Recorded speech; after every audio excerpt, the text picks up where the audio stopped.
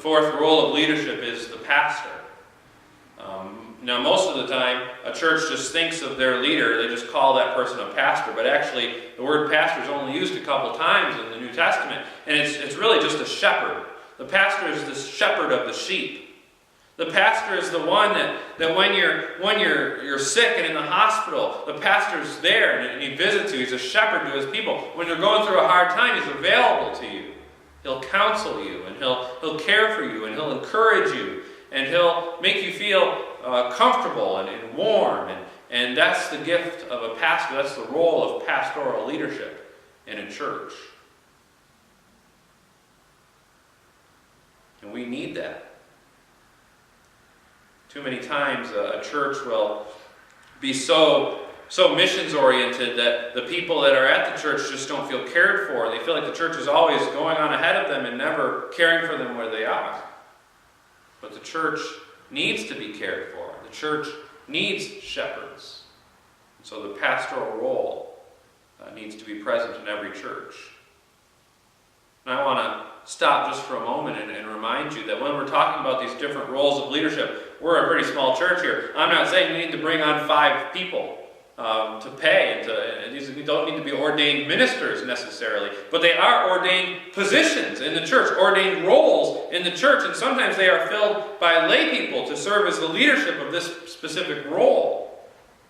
Here at this church, we obviously know that Linford Strong has played the largest part in the pastoral role of this church. He's the one that's visiting you, and he does such a good job of being there for people when they need him to be there. He's always available and encouraging. That's Linford's gift. Linford has a pastor's heart. And we need the pastor in the local church, whether they're an ordained clergyman or not.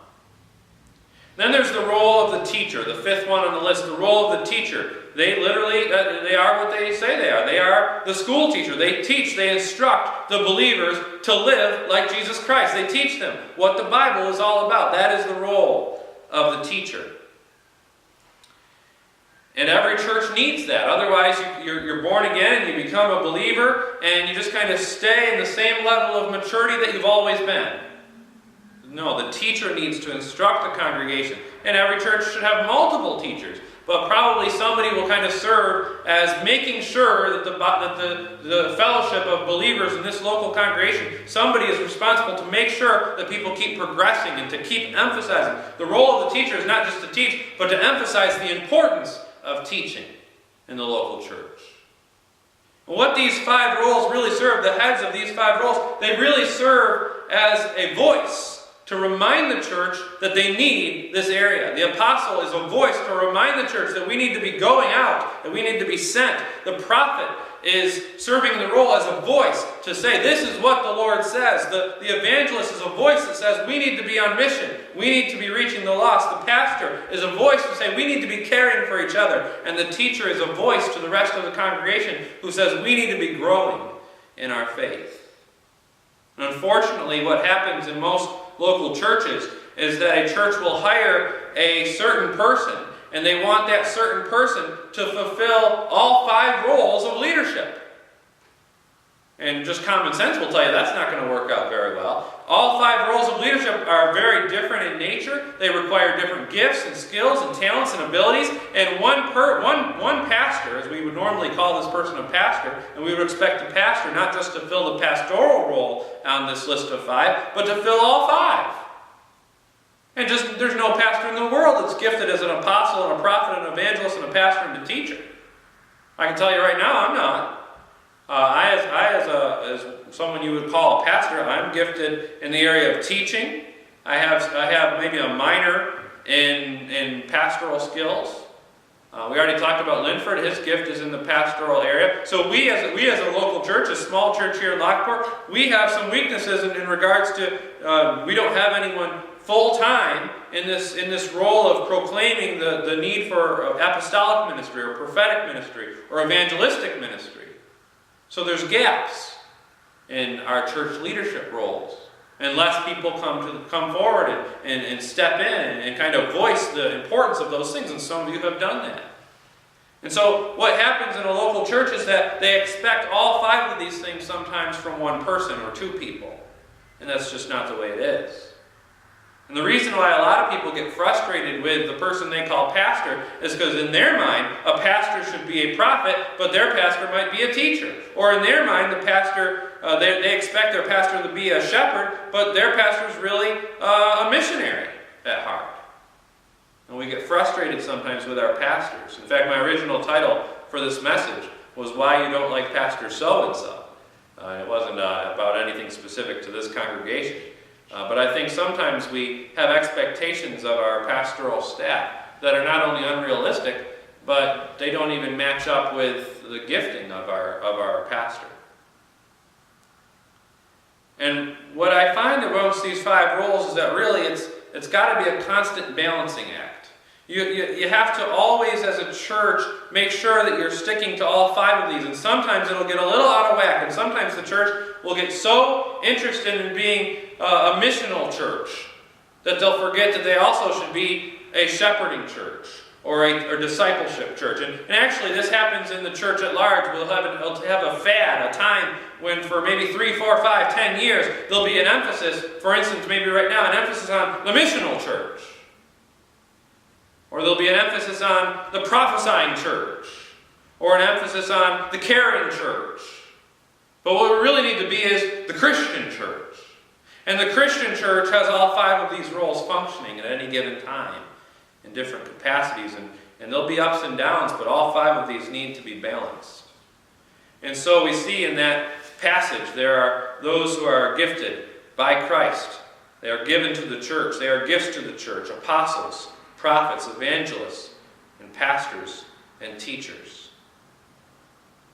I want to emphasize that when we move on to the next line of this passage, it's often mistakenly been assumed that because of just where the commas are placed and things in the translation, there's actually some translations that make it sound as if the pastors and teachers, their job is to equip the saints and to do the work of the ministry. But actually the passage is saying that the pastors and teachers equip the saints to do the work of the ministry. It's the people in the congregation that are ultimately responsible to do the work of the ministry. The role of these 5 people is to remind the congregation about the importance of these 5 things. And so once the leaders of the church have done their job of reminding the congregation about the right things and equipping them to do the works of the ministry, the congregation does the ministry. The congregation is the ministers. The preacher's job is to teach the congregation how to preach to their communities, to their friends, to people in their workplaces. The prophet's job in the church is to teach the congregation to be prophetic in their communities and in their families and in their homes and amongst their workplaces. The pastor's job is to teach the people how to be there, how to be available, how to care. And so we go down through the list. The job of the leadership is to equip the people to be Christ in the world. And the awesome thing about this passage is that when we get down to the final verse of this passage, when we get down into verse 13, the goal that Paul has in mind is the same that John Lennon had in mind. Listen to the goal that he has. Until we all reach unity. But it's unity in the faith and in the knowledge of the Son of God, and become mature, attaining to the whole measure of the fullness of Christ. That's not altogether different from what John Lennon was envisioning.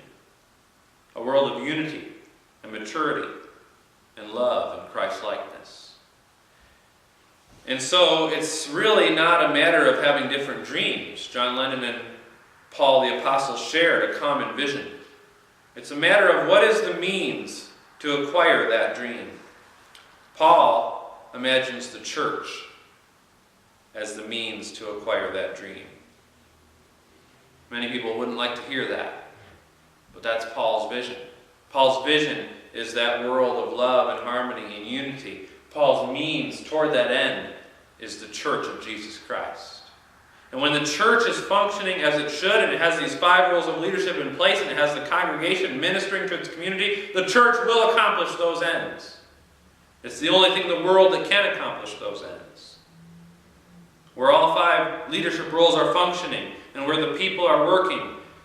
The church is Christ in the world today. We often think about the question, what should the church be like? It's really not that difficult of a question. It's the Christian church. The church should be like Christ. And so I want to imagine with you what the church would be like if the church truly were like Jesus Christ. Imagine a church that preaches and thousands come to hear. Imagine a church that heals diseases and broken relationships. Imagine a church bold enough to confront the corrupt culture. Imagine a church so different from the world that the world can't quite figure it out, but can't stop thinking about it. Imagine a church that reaches out to the lonely and the lowly and the lost and the least. Imagine a church that, despite being lied about and attacked, keeps on loving and serving its community. Imagine a church that knows the emptiness of empty religion and the power of the Spirit-filled religion. Imagine a church that would be wept over if people thought that it was gone for good. Imagine a church that, even when completely written off, rises again and appears more glorious than ever. That's a Christ-like church. And that's the kind of church that we can be. If we have these different roles of leadership in the church, and we have these different emphasis in this, we balance those 5 areas of ministry, and the people are equipped to be ministers in their community. Jesus' followers were numbering just in the dozens at many times in his earthly ministry. And even after he rose from the dead and ascended back to heaven, it was just 120 believers that met together. And yet within a matter of decades, they had changed the world. I think of this local church made up of just a couple dozen people. And yet, because God is with us, we have everything we need to change Lockport. If we are obedient, if we take passages like this and truly apply them to our lives and to our congregation, we can make a difference because Christ has made a difference. Let's pray.